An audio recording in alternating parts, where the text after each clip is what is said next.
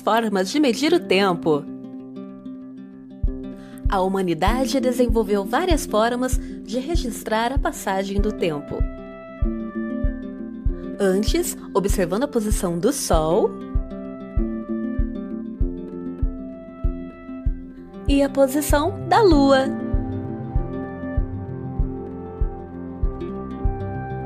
O relógio de sol, a ampulheta, o relógio de areia e a clepsidra, o relógio de água, também eram utilizados.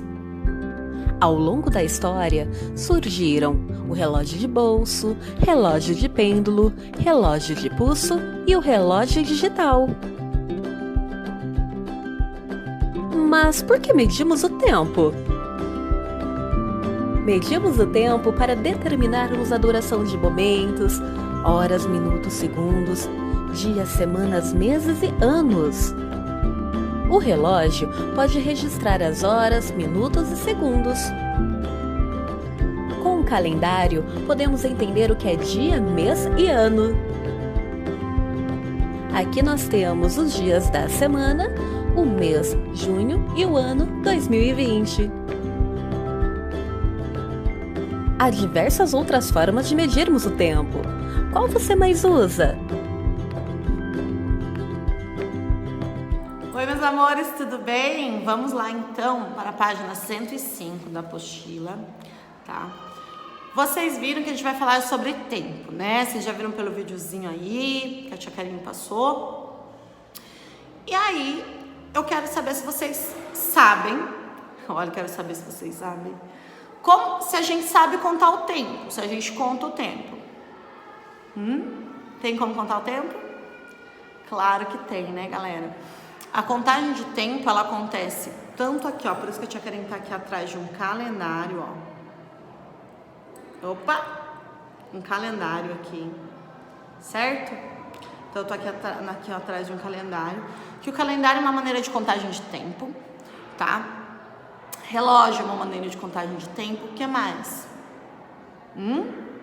Então, realmente, o tempo vai passando e a gente tem algumas maneiras, né, de saber. Por quê? O que é importante?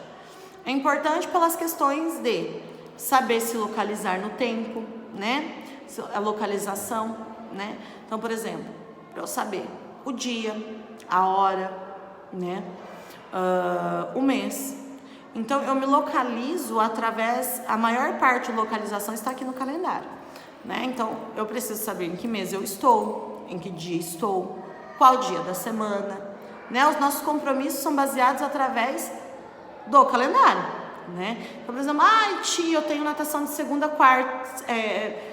e sexta. Então, por onde que eu vou saber isso? Através do calendário. Tia, meu aniversário, por exemplo, meu aniversário é 12 de janeiro. Então, eu sei. Como que eu vou saber que vai chegar dia 12 de janeiro? Por causa do calendário. Tia, eu tenho uma avaliação, sabe? Nós temos uma avaliação de redação. Dia 12, quarta-feira. Como que eu vou saber? Através do calendário. Olha, tia, eu tenho uma consulta no dia 17 de maio, às 10 horas da manhã.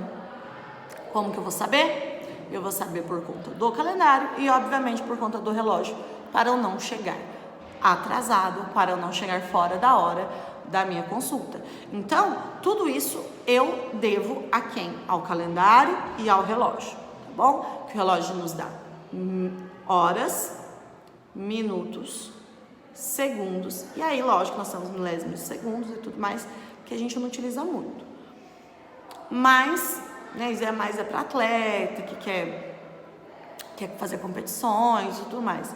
Mas a gente utiliza muito hora e minuto. Muito, né? E, consequentemente, segundos. Olha lá.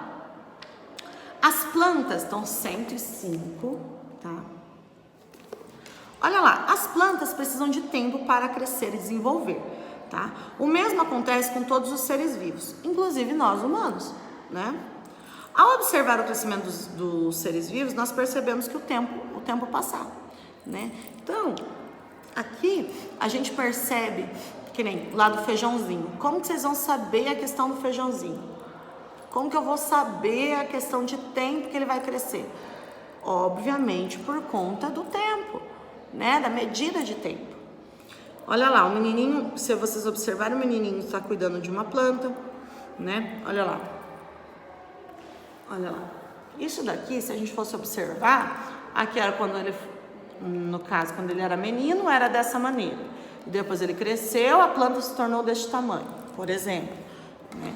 Então a gente viu que o tempo passou tanto para a planta, né, que é para o ser vivo, tanto quanto para o menino. Para o menino, tanto quanto para a planta.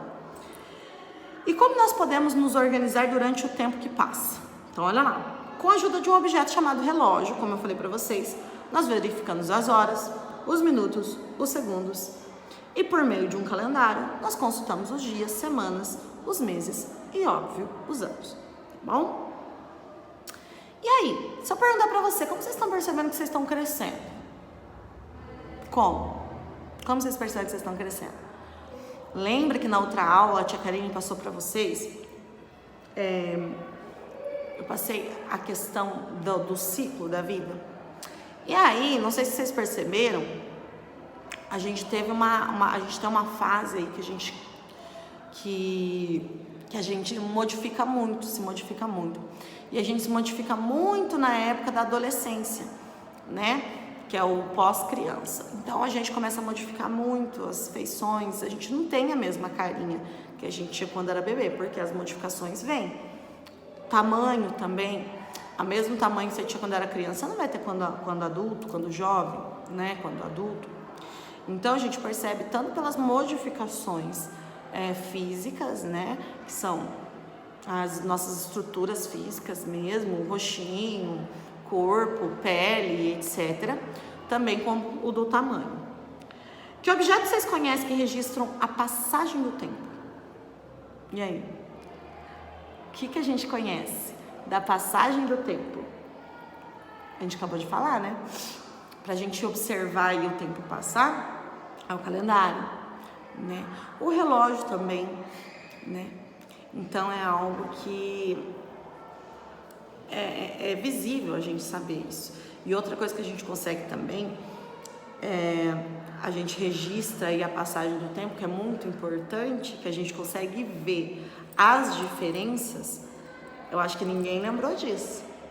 São as fotografias.